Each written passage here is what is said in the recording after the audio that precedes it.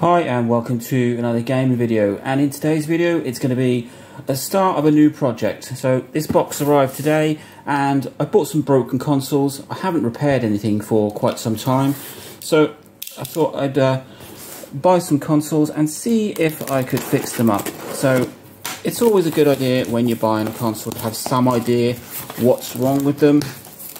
I've bought a lot of consoles that are broken, and some of them are an easy fix. I don't think these are going to be an easy fix. These are probably going to be projects. So that's them out of the box. So in here should be two broken Nintendo DS's. Now these will be original model DS's, which I absolutely love. If I can get into the packaging, we can see the state of them. So obviously if you're opening things, be very careful. Ooh. So like I say, I haven't done any repair videos for quite some time, but a bit bored at the minute, so let's have a look and see what we've got here. Now I know one of these is in pretty good condition, and the other one, as you can probably just see, oh, there's a bit there, look, there's a hinge there. Let's just check that there's, whoa, let's just check there's nothing left in that package. Nope. So we'll leave that one for last because that one's in pretty rough condition. So we've got this one here. Now they are both supposed to work. This one looks like, yeah, it's got a broken hinge. And where's the power button? There it is. So let's have a look. Okay, so they both, well, this one turns on at least.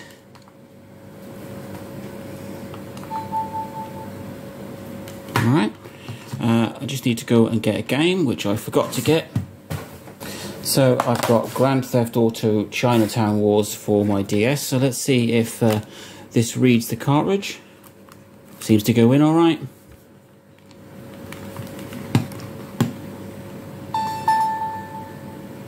See, we seem to have sound. So it's picking up the game. So the only thing that seems to be wrong with this one is the hinge is broken. You can see a bit of plastic gone there and a crack there. So it's quite a common thing. This is a 18-year-old console. Looking around it, everything else seems to be okay. I've got a charger here, so let's just make sure this one charges. Yeah, it's charging. So that one is just a broken hinge. But it's this one that has really intrigued me, because what a mess this one is in. So as you can see, well, the top screen is completely separate. There looks like the top screen cable, which is ripped.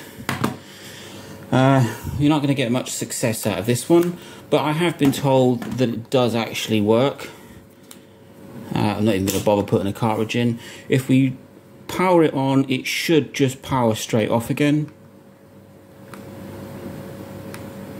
It doesn't even appear to be powered on. Let's give it some charge and see what happens. So it charges, and the orange light is staying on, which means it should be okay. But it doesn't want to power on. It could just be a dead battery. I bought these from a listing, and both of them did appear to power on. The listing actually said this one would power on and then power off again. Anyone who's repaired DS's will know that that is probably because it is missing the top screen. And with a DS, the top screen and the bottom screen have to be attached. Otherwise they won't boot. They look for each other. And that's the reason why it won't boot. So this is, well, there's only half of the top case in here, so that should probably go, oh yeah, that goes like that. So the rest of the casing from this side is missing. The screen looks in okay condition, but it's obviously pretty useless because it's been torn. There's the screen cable poking out there. This is possibly speaker. Yeah, that's a speaker cable, so that's quite an easy fix. Just solder some new wires on that. But it's the screen that is the issue, and obviously the casing is in, well, not great condition. So I'm just trying to see if I can get some life out of this. I mean, it's charging, which is a good sign. It generally means there's no blown fuses on the board. But it doesn't want to power on, so I'm going to have to strip this one down and see what exactly is going on the inside. Let's just try and take that off charge and see if we can get any life out of it at all. It doesn't want it.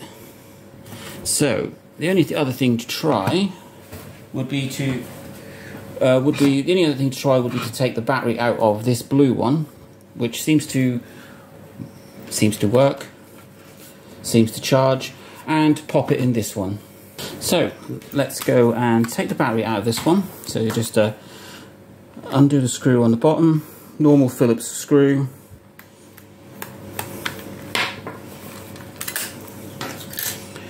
Looks like a genuine Nintendo DS battery in there, and we'll pop it in this one.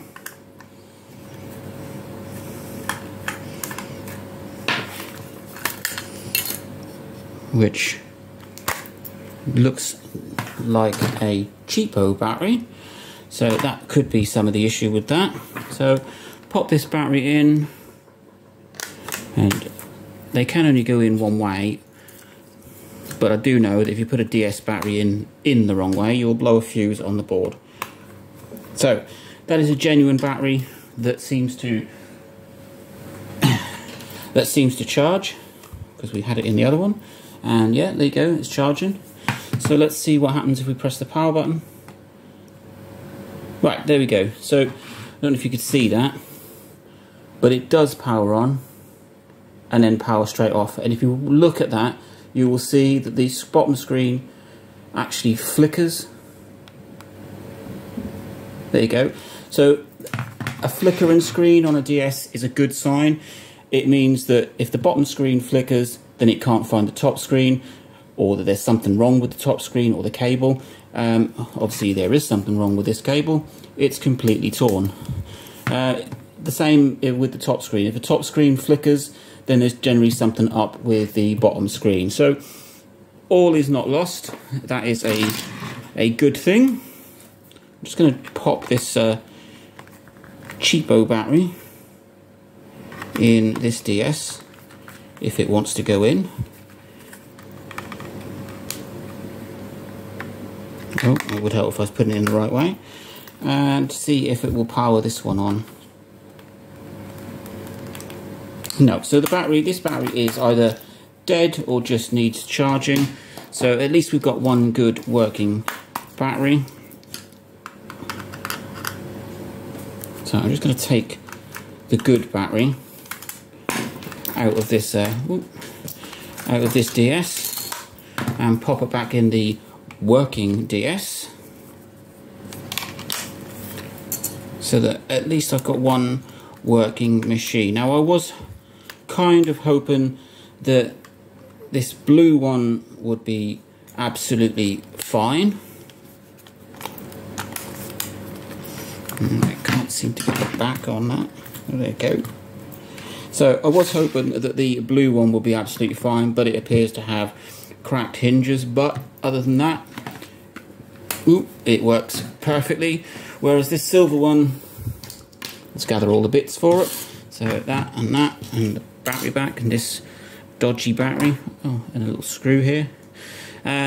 Doesn't seem to be in the best of conditions, shall we say. But I knew that when I bought it, and I'm not sure what I'm going to do with it.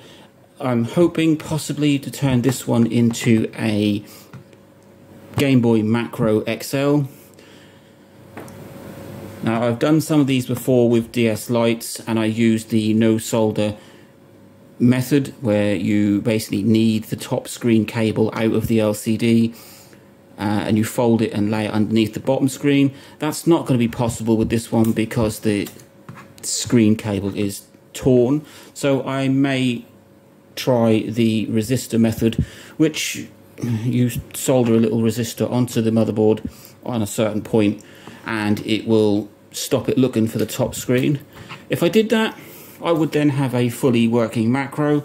Obviously it would need a bit of a cleanup, maybe a bit of filler somewhere, because there's quite a few, well, there's quite a bit wrong with it in terms of plastics, but that's cosmetic. Everything else seems to work okay.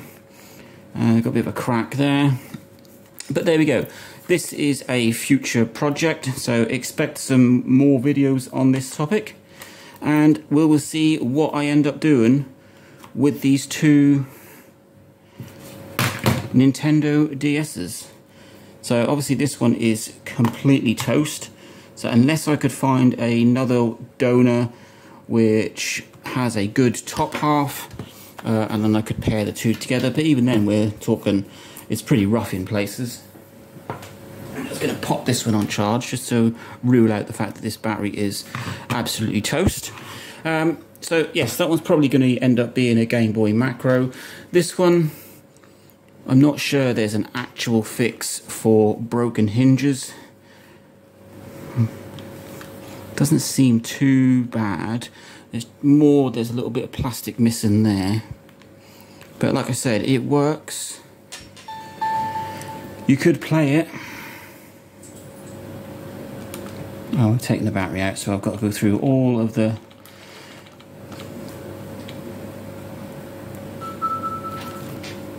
No styluses for either. Yep. So as you can see, it does work absolutely fine. The touchscreen works, which is always a good thing. Yeah. That is obviously what happens when you take a battery out of a DS. It resets itself. Is it going to come back on? There we go. Oh, birthday tune. So, oh yeah, no game cartridge in, and with a DS or DS Lite you have to turn it off and put the cartridge in first, otherwise it won't pick it up. But this one seems to be working fully, other than broken hinge. I do love the original DS's. There's just something about them, the flatness of the buttons and the D-pad with that strange sort of edging on the top of it. Volume buttons, oh, it's down here, so that's fully up.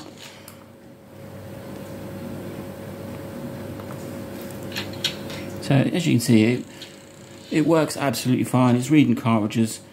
All the buttons seem to work.